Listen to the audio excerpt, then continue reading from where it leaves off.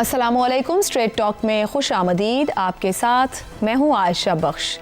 तोशाखाना 2 में इमरान खान और बुशरा बीबी को 17 साल कैद की सज़ा के बाद पाकिस्तान में सियासी महाजराई एक बार फिर फैसला कुन मरहले में दाखिल हो गई है।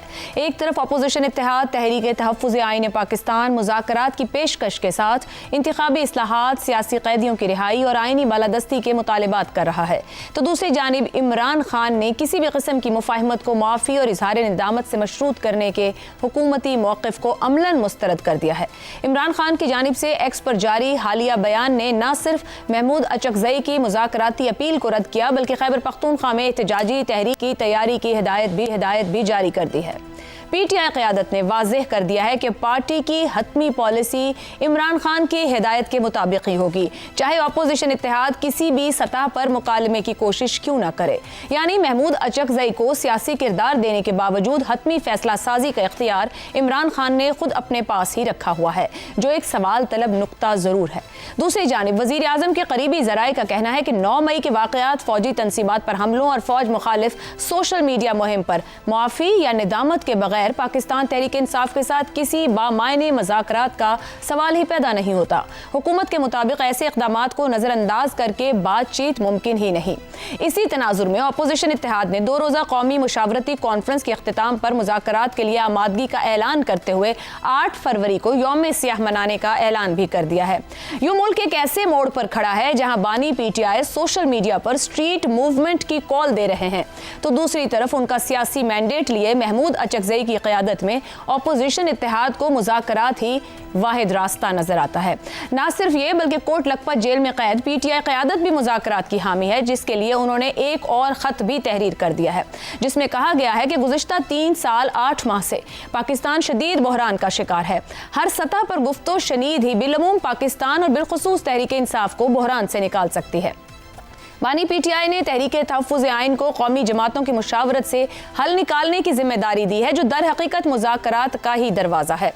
सवाल यह है कि क्या पाकिस्तान की सियासत महाजराई के दायरे से निकलकर मुकालमे की तरफ जा सकेगी, या आने वाले दिन मजीद सियासी अदम इस्तेहकाम लेकर ही आएंगे। इसी पर गुफ्तगू रखेंगे। पैनल में हमारे साथ हैं हसन निसार, शहजाद चौधरी, ज़ैगम खान साहब। प्रोग्राम का सवाल आप सभी के लिए। अपोजिशन इत्तेहाद और जेल से पीटीआई रहनुमा मुज़ाकरात के हक में, हुकूमत भी मुआफ़ी की शर्त के साथ हामी। तमामी स्टेक होल्डर्स मुज़ाकरात के लिए राजी, मगर इमरान खान का इनकार। क्यों बानी पीटीआई एक और बड़ा मौका ज़ाया कर रहे हैं? ज़ैगम साहब, 9 मई के बाद से मुतअद्दिद एहतजाज की कॉल जो नाकाम रही, उस तरह से सड़क को हीट अप नहीं कर सकी पाकिस्तान तहरीक इंसाफ। हुकूमत ने भी मुतअद्दिद बार मशरूत मुज़ाकरात की बात की है, मगर इमरान खान के ट्वीट्स बात आगे बढ़ने ही नहीं देते। अब ये 2 रोज़ा कॉन्फ्रेंस है, वो कुछ कह रहे हैं, सोशल मीडिया पैगाम कुछ कह रहा है। आपको लगता है कि कोई सियासी जमहूरी जहन दिखाएंगे इमरान खान साहब, कोई लचक होगी, या ये मौका भी ऐसे ही हाथ से गुजर जाएगा? देखिए, इमरान खान ने कभी मुज़ाकरात से इनकार नहीं किया। उन्होंने बार बार मुज़ाकरात की दावत दी है, बार बार कमेटियां भी बनाई हैं मुज़ाकरात के लिए, लेकिन उनका जो मौक़िफ़ है वो ये है कि हम तो माइल ब करम हैं, कोई साइल ही नहीं। क्योंकि वो जो मुज़ाकरात मांग रहे हैं या जिन मुज़ाकरात का कह रहे हैं, वो अपनी शराइत पर मुज़ाकरात का कह रहे हैं, और वो अपने मर्ज़ी के फ़रीक से मुज़ाकरात का कह रहे हैं। वो सिर्फ इस्टेब्लिशमेंट से बात करना चाहते हैं और अपनी शराइत पे बात करना चाहते हैं, पोजीशन ऑफ स्ट्रेंथ से बात करना चाहते हैं। पॉलिटिकल पार्टीज़ के साथ उन्होंने कुछ अरसे के लिए एक टीम को इजाज़त भी दी, गुफ्तगू शुरू भी हुई, लेकिन फिर उन्होंने सख्त शराइत लगाकर उस गुफ्तगू को भी मुनक़ता कर दिया। तो बात वहीं की वहीं है।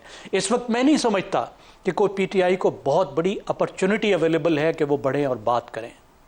इस वक्त मुज़ाकरात बहुत दूर चले गए हैं।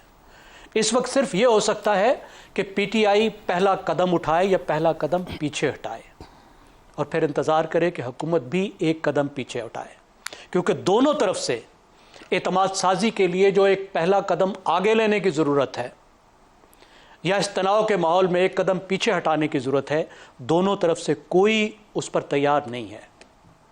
इमरान खान भी उस पर तैयार नहीं है। वो समझते हैं कि अगर उन्होंने थोड़ी सी भी कमज़ोरी दिखाई या इजाज़त दी अपने लीडरों को कि वो मुज़ाकरात करें और बात करें, तो ये बात -1 की तरफ चली जाएगी और मुज़ाकरात उस तरह के होंगे जो बिल्कुल उनके फ़ायदे में नहीं होंगे, ये उनका ख्याल है।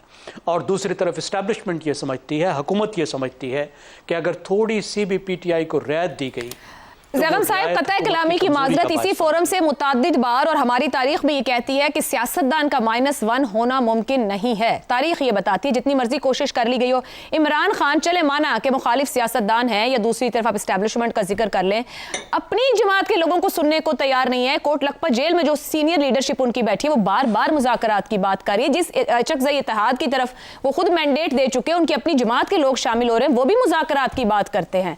तो फिर इसका मतलब है कि Imran Khan being one person सबको डिक्टेट करने पर राजी हैं कि जो वो चाह रहे हैं सिर्फ वो होगा। तो फिर क्या ये तो अभी कभी या फिर मुस्तकबिल में भी कभी मुमकिन दिखता है?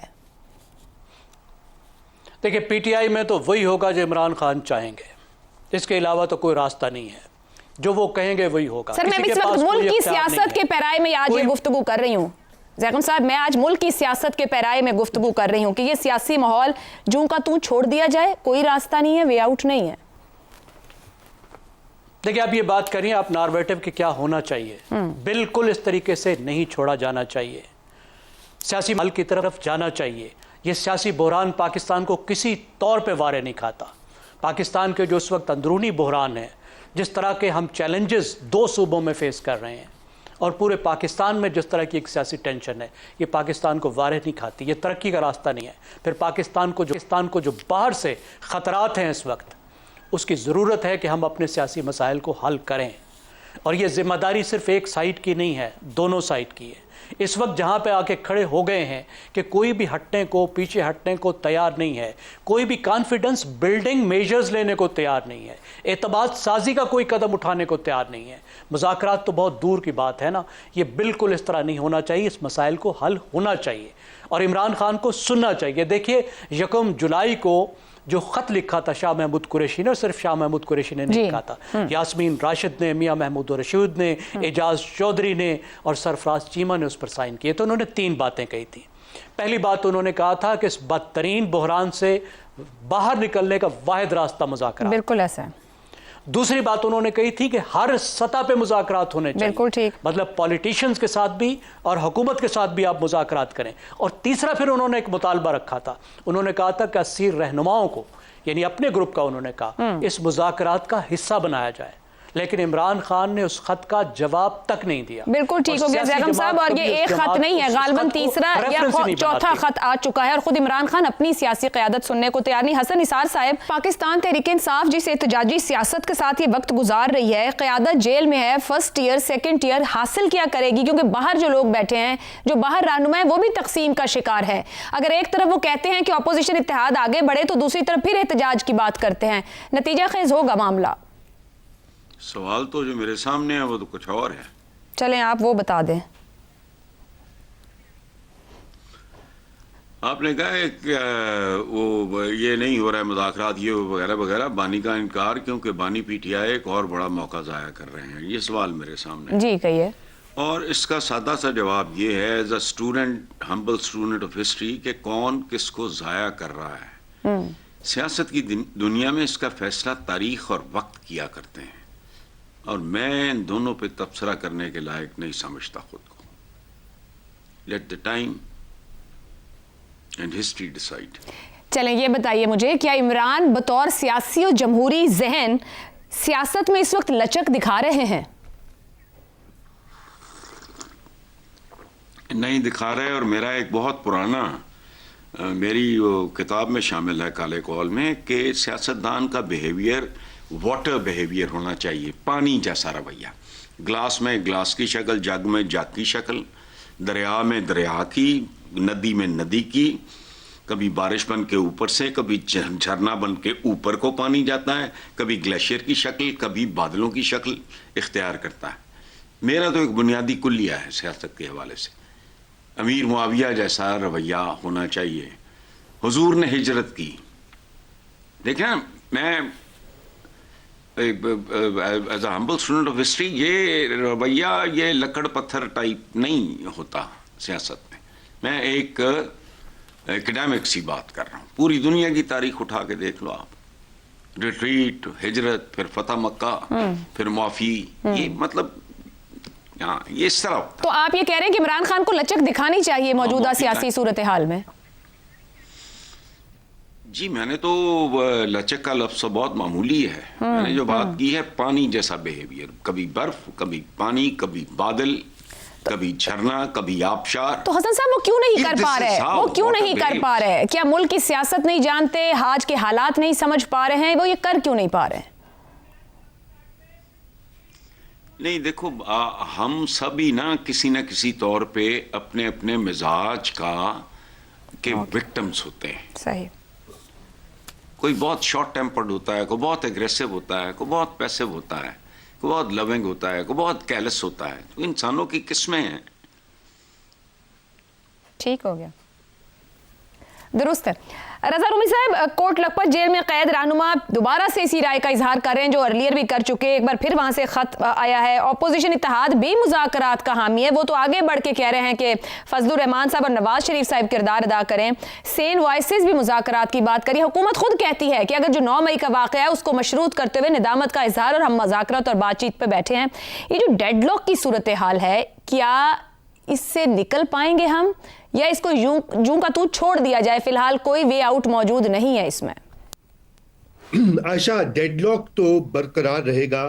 कम से कम आने वाले महीनों में तो नहीं लगता कि उसमें कोई तब्दीली आएगी। और यही बदकिस्मती है इस वक्त पाकिस्तान की कि इस तरह का जो एक सियासी तनाव है वो थमने का नाम नहीं ले रहा।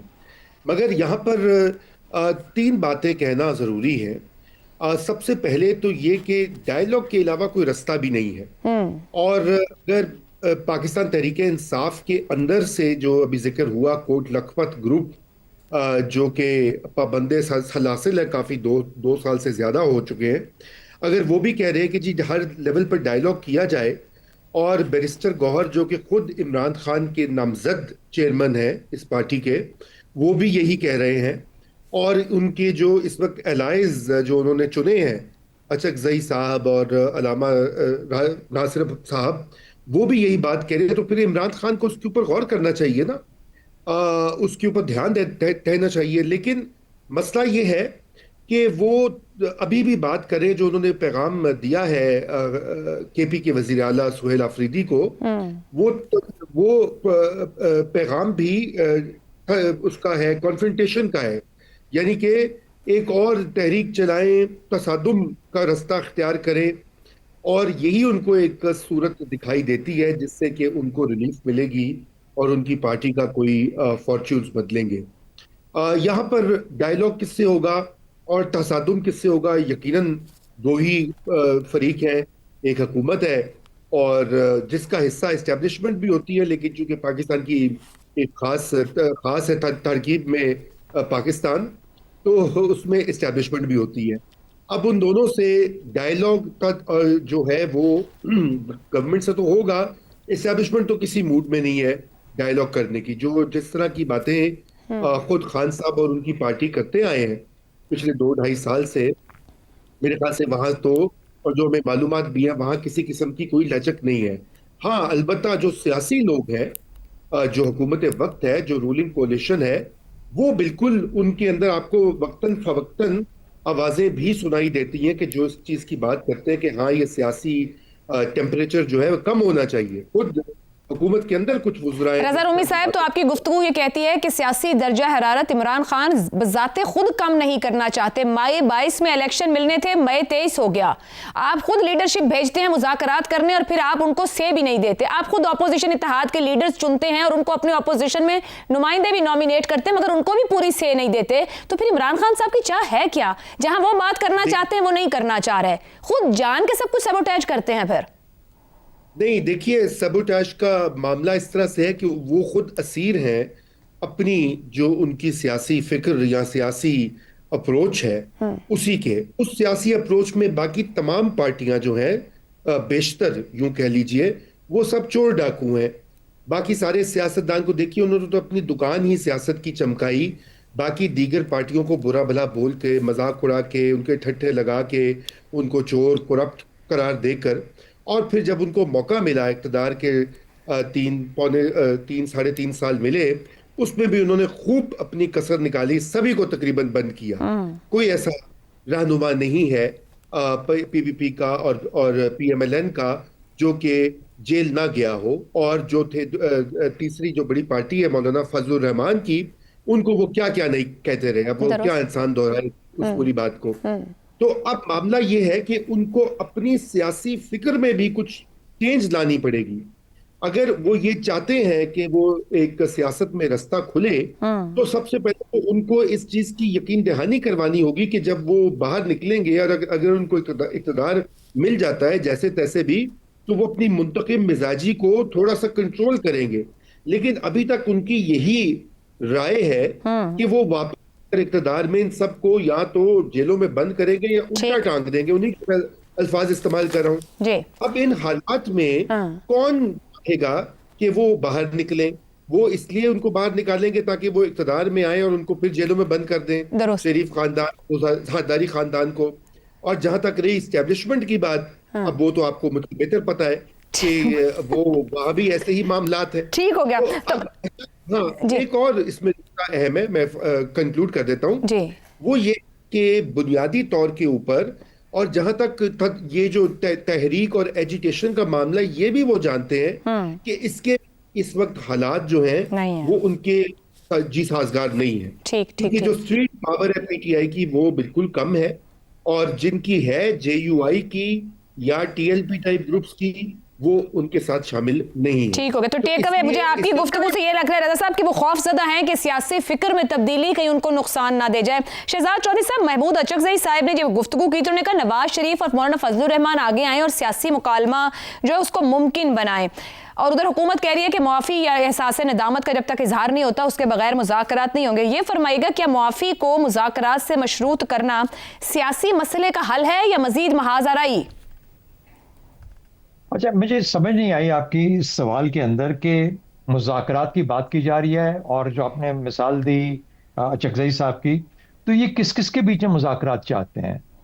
माफ़ी किसी और से लेनी है, मुज़ाकरात किसी और के साथ करने हैं, कुछ पार्टनर फॉर डायलॉग है वो मुख्तलिफ लोग हैं, तो इसलिए क्या ये सब इकट्ठे मिलके माफ़ी तलाफ़ी करेंगे और कोई पॉलिसी वज़ा करेंगे, या ये कि पीटीआई हो या कोई और हो उसको मुख्तलिफ लेवल्स पे मुख्तलिफ किस्म की गुफ्तगू करके माफ़ी तलाफ़ी अपनी करनी है? मुज़ाकरात का मकसद होना चाहिए ना, मुज़ाकरात से क्या हासिल क्या होगा? आप इमरान खान को मुज़ाकरात पे जब कायल करेंगे, या फॉर दैट मैटर अब जब हम अपने बहस कर रहे हैं, तो हम इमरान खान मुज़ाकरात क्यों चाहेंगे, किस लिए चाहेंगे? उसके नज़दीक कौन से अहदाफ हैं जो वो हासिल करना चाहता है मुज़ाकरात से? या आप ये कह सकते हैं कि वो चाहता है कि मेरी जान बख्शी हो जाए, या वो चाहता है कि मेरी कैद माफ़ हो जाए, यही कह सकता है ना। तीसरा, उसके पास सूबा है, उसकी सियासत है, उसकी पार्टी कायम है। अब उसकी पार्टी पर, उसके सूबे पर डिपेंडेंट है कि वो सूबा कैसा चलता है और पार्टी अपने आप को किस तरह मुनज़्ज़म रख सकती है। तो सियासत में तो कोई मुश्किल नजर मुझे नहीं आती। आपने कहा सियासी अदम इस्तेकाम, कौन सा अदम इस्तेकाम? यानी किसी ऑपोजिशन का होना, सियासी ऑपोजिशन का होना अदम इस्तेकाम हुआ करता है? ये तो पाकिस्तान के हर दौर में, जब भी जमहूरी दौर रहा है, एक पार्टी इन पार होती है, एक दूसरी ऑपोजिशन में होती है, तो इस्तेकाम तो मुझे, अदम इस्तेकाम तो नजर नहीं कहीं पे। और दूसरी बात, एहतजाज की बात की आपने, 26 नवंबर के बाद, पिछले साल के बाद से, यानी 24 के बाद से, तो मुझे कोई ऐसी कोई एहतजाज की भी कोई शक्ल नजर नहीं आती। तो हम किस चीज के ऊपर इतना बड़ा एक, हाँ, अगर आप पाकिस्तानी के तौर पर सोचते हैं और ये कहते हैं कि हम पाकिस्तानी, हम लोग, आम लोग, हम सब लोग परेशान है कि हमारा मुल्क किस तरफ जा रहा है या किस तरफ जाना चाहिए, तो फिर मैं आपसे एग्री करूंगा। उसके लिए फिर देखिए, चार्टर ऑफ डेमोक्रेसी हुआ तो कैसे हो गया? और ये सब मुख्तलिफ किस्म के मुख्तलिफ ख्याल लोग थे, सियासी लोग, वो इकट्ठे हो गए किसी एक चीज पे। कोई ना कोई एक चीज तो थी जिसके ऊपर इनको इकट्ठा किया उन्होंने, जो अब ये सब इकट्ठे हुए कि एग्री कर रहे थे, कंसेंसस क्रिएट हुआ। आज की सूरत में शायद वो मुमकिन नहीं है, या वो करना नहीं चाहते, या इकट्ठे होना नहीं चाहते, इसलिए मुज़ाकरात नहीं हो पा रहे, वरना एक और चार्टर ऑफ डेमोक्रेसी बन जाते। उसके लिए फिर जो अहदाफ हैं चार्टर ऑफ डेमोक्रेसी के, मुख्तलिफ होंगे ना। तो आज के दौर में, आज के जब आप इस निज़ाम की बात करें, तो उसमें वो जो अहदाफ हैं जो चार्टर ऑफ डेमोक्रेसी में थे, वो आज वो हासिल, वो उसका हिस्सा नहीं हो सकते। आपको एक मुख्तलिफ अंदाज में, हुकूमत की बात कर रहा हूँ, हुकूमत एक मुख्तलिफ अंदाज से सोचेगी। तो अगर हुकूमत इस अंदाज से सोच रही है, तो एक और सियासी हरीफ जो है उसका, पीएटीआई, उसको क्या ऑफर कर सकती है? कुछ भी ऑफर नहीं कर सकती। ये जो जिनका जिक्र किया आपने, तहफ़्फ़ुज़ वाले जो हैं, तहफ़्फ़ुज़ आइन वाले, जी तहफ़्फ़ुज़ आइन वाले जो लोग हैं पाकिस्तान, TTAP, ये लोग तो मुकम्मल तौर पर आइन के लिए बात कर रहे हैं। PTI उसका हिस्सा जरूर है, लेकिन शायद इसका ये नजरिया नहीं है। हाँ, वो ये कह सकते हैं कि तमाम सियासी कैदियों को रिहा किया जाए। वो इमरान खान के लिए रिहाई नहीं चाह रहे, PTI शायद इमरान खान के लिए रिहाई चाहे। तो मेरा ख्याल है कि हम बहुत सारी चीजों को मिला के मामला को बहुत कंफ्यूज कर देते हैं इस तरीके से। ना इसमें इमरान खान के अहदाफ वाजे हैं, ना इसमें हुकूमत के अहदाफ वाजे हैं, ना इसमें सियासत के अहदाफ वाजे हैं, और ना ही इस्टेब्लिशमेंट। बाकी सब के सब अपने अपनी जगह पे अपनी अपने स्टेक्स को पकड़ के बैठे हुए हैं। और ये तसव्वुर करना कि ये सियासतदान इकट्ठे होके कोई ऐसा लाया अमल देंगे जिसे आम पाकिस्तानी का फायदा पहुंचेगा या पाकिस्तान के मुस्तकबिल को फायदा पहुंचेगा, वो तो किसी तरह भी मुझे मुमकिन नजर। शहजाद साहब, तो मैं इसको कंक्लूड कर लूं कि आप ये कह रहे हैं मौजूदा सियासी हालात ठीक हैं और जूं के तू एक तवील अरसा छोड़े जा सकते हैं, कोई मसला नहीं है इसमें? नहीं छोड़े नहीं जा सकते, क्योंकि इनकी मईशत नहीं चल रही, इनसे माशरा बटा हुआ है, नहीं हो सकता। आप किस शक्ल के साथ बाहर जा सकते हैं, किसी को कह सकते हैं? दिस इज अ क्वेश्चन, इसीलिए ये क्वेश्चन रखा गया कि हम आज जहां सियासी तौर पर खड़े हैं, जिस तरह के बयानियों के साथ, क्या माशी तरक्की मुमकिन है जिसके दावे 6 से 8 महीने में किए गए, वो हमें अभी तक वे आउट नहीं दे पाई है। लेकिन आप उसके लिए इमरान खान को ठहरा रही हैं ना जिम्मेदार? सर, मैं नहीं ठहरा रही। इमरान खान जेल से बैठकर जो सोशल मीडिया बयानियां देते हैं या इंटरनेशनल चैनल्स तक अपना पॉइंट ऑफ व्यू बताते हैं, या फिर उनके लीडर्स जिस तरह की गुफ्तगू करते हैं, वो भी एक इमेज क्रिएट करता है। वो खुद मुज़ाकरात की बात करते हैं, खुद TTAP बात कर रही है।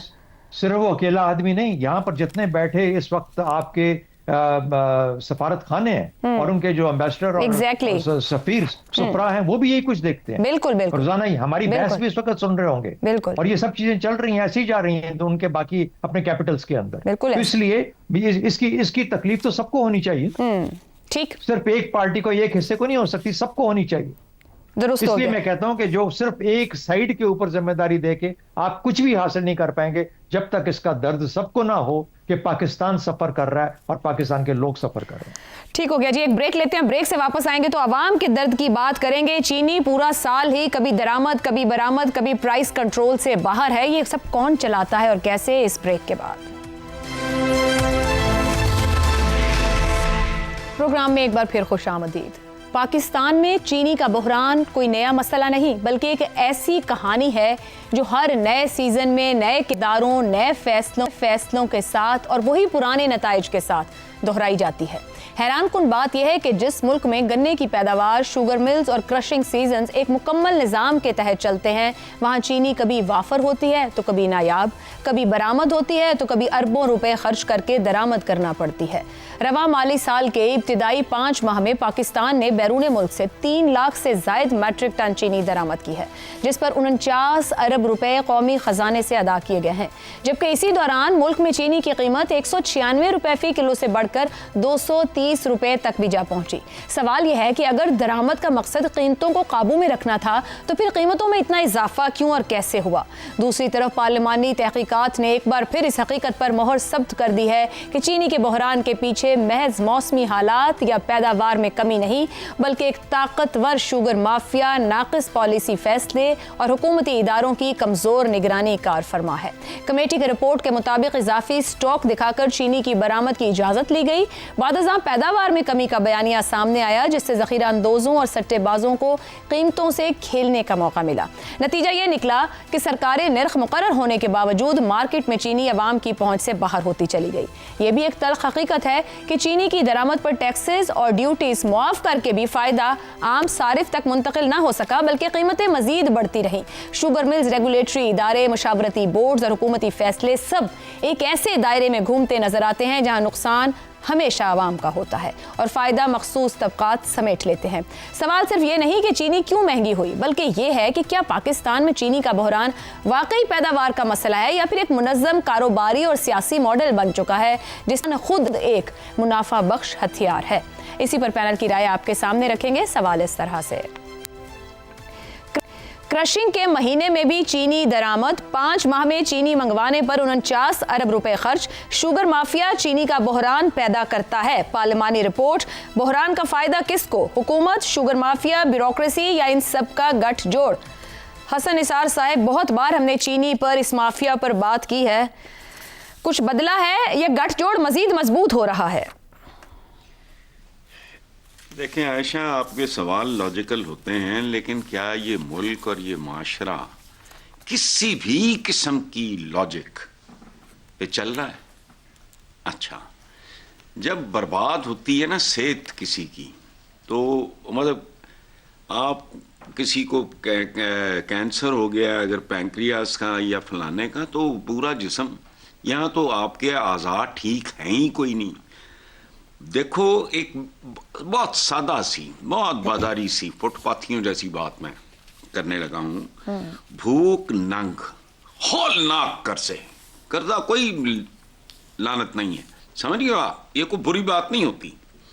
भूख नंग हौलनाक कर्जों की हालत में भी शाहाना तरीन प्रोटोकॉल्स, पूरी दुनिया देखी हमने यार, ऐसे होता है। लश्कर जा रहा है, अच्छा, तजीनो आराइशें, वो आने वालों को पता नहीं है भूखे नंगे गदागर हैं ये, तजीनो आराइशें, अरबों रुपया साल का 2 साल का पता नहीं कितना। अच्छा, अजीबो गरीब किस्म के मुल्की दौरे, गैर मुल्की दौरे, मेरी समझ से बाहर है, तुम वहां क्या लेने जा रहे हो? अच्छा, चंद हजार छपने वाले अखबार, उनको अरबों रुपए के इश्तिहारात, थोबड़ों समेत, क्यों?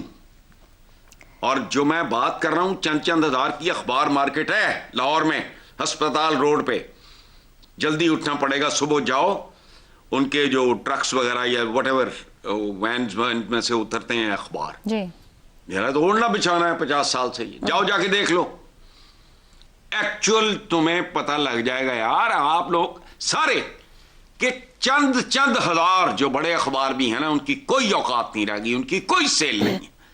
मेरा हॉकर कहता है कि पूरे PCSIR में उतने अखबार नहीं जाते जितने हमारे घर में आते हैं, मेरा प्रोफेशन है इस तरह का मेरे। अच्छा, तो ये शुमारियात में गड़बड़ की, बदमाशी की निशानदही IMF कर चुका है। शुमारियात क्या है? बिल्कुल, स्टैटिस्टिक्स, स्पाइन आपके निजाम की, ठीक है। अच्छा, तो कर्शिंग के महीने में भी चीनी की दरामद किस खाते में यार?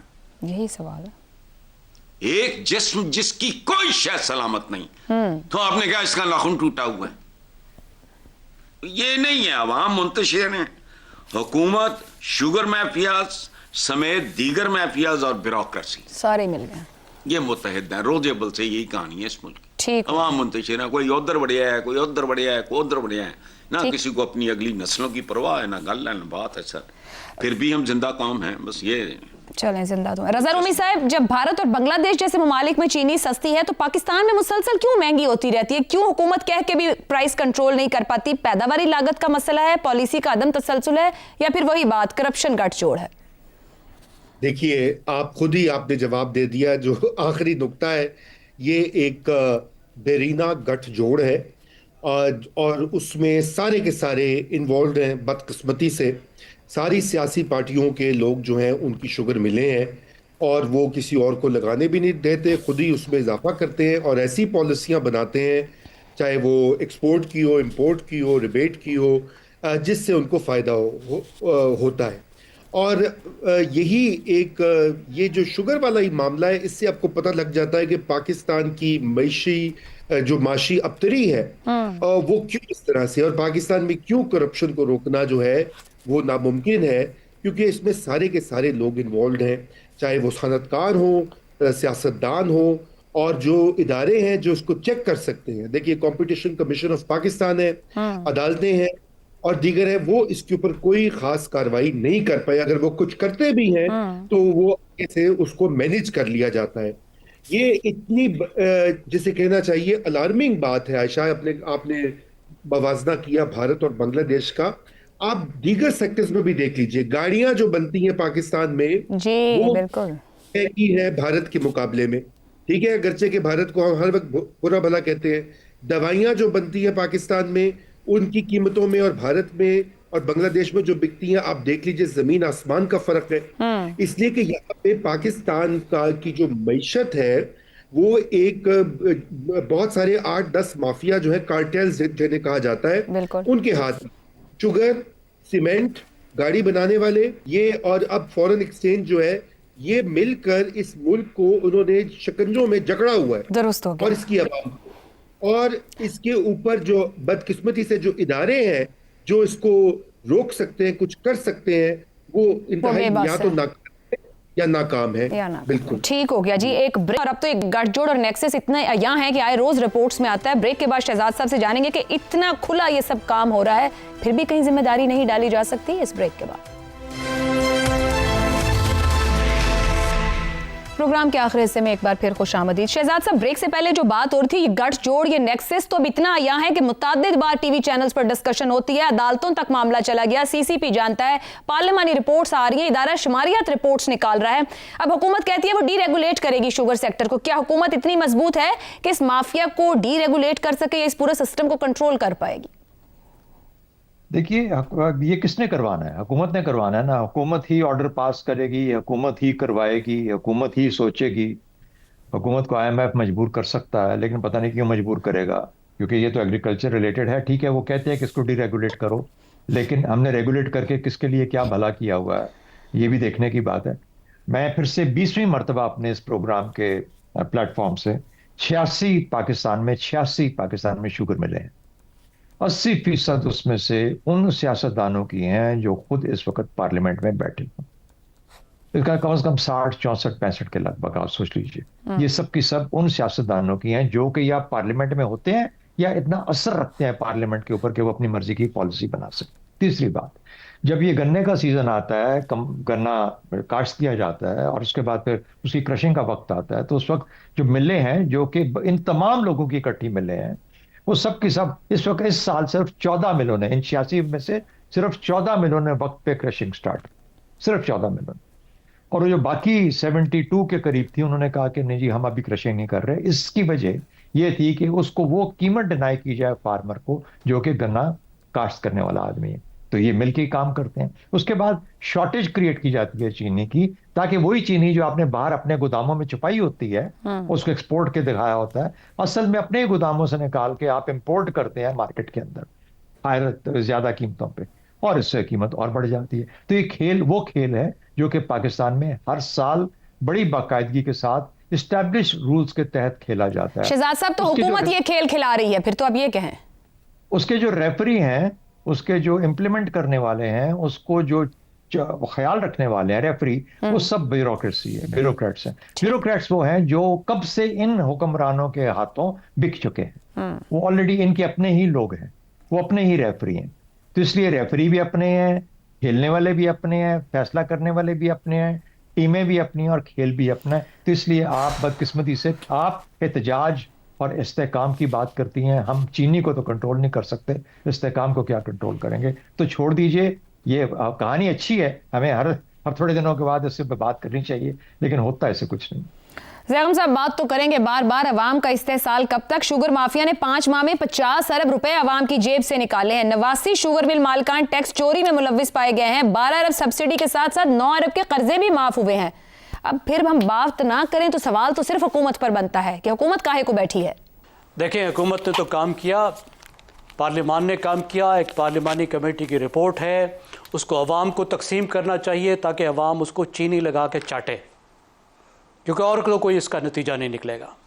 इमरान खान के दौर में भी एक इंक्वायरी कमेटी कायम की गई थी, उसने भी ऐसे घिनौने इंकशाफात किए, तो उसका क्या नतीजा निकला था? चीनी के मामला जाहिर करते हैं कि पाकिस्तान में अशराफिया की मईशत किस तरह फल फूल रही है और पाकिस्तान की कौमी मईशत क्यों दलदल में फंसी हुई है और अवाम क्यों मुसीबत में है, और किस तरह से सरमाया गरीब अवाम की जेब से, पुड़िया में एक एक पाव चीनी लेने वाले की जेब से पाकिस्तान के ताकतवर तरीन लोगों के पास, अमीर तरीन लोगों के पास जा रहा है। देखिए किस तरह का एक स्कैंडल है और कैसे एक साइकिल क्रिएट किया गया है। चीनी को एक्सपोर्ट किया जाता है, मसनूई शॉर्टेज क्रिएट करके कीमत बढ़ाई जाती है, फिर उसके बाद चीनी को इंपोर्ट किया जाता है। एक खेल है, एक मजाक है जो चल रहा है, और बेबस अवाम उसको देख रहे हैं और महसूस कर रहे हैं और मुश्तिल हो रहे हैं। और फिर इनको समझ नहीं आ रहा कि अवाम नाराज़ क्यों है, यूथ नाराज़ क्यों है। ये पूछते हैं, कहते हैं तो बदतमीज़ हो गए हैं। समझ नहीं आती इनको, ये समझते ही खाली बदतमीज़ हो गए हैं। अब आप देखिए क्रशिंग सीज़न शुरू हो चुका और इतनी थोड़ी मिलों ने क्रशिंग सीजन शुरू किया, गन्ना खरीदना शुरू किया। क्यों? ताकि किसान मजबूर हो जाए, वो गरीब किसान जिस बेचारे ने इतनी मेहनत से इसको उगाया है, वो मजबूर हो जाए कि इन मोटी तौंद वाले सेठों को, सियासी सेठों को कम से कम कीमत पर अपनी मेहनत वो दे। आपको कोई कदम लेता हुआ नजर आया है? नहीं।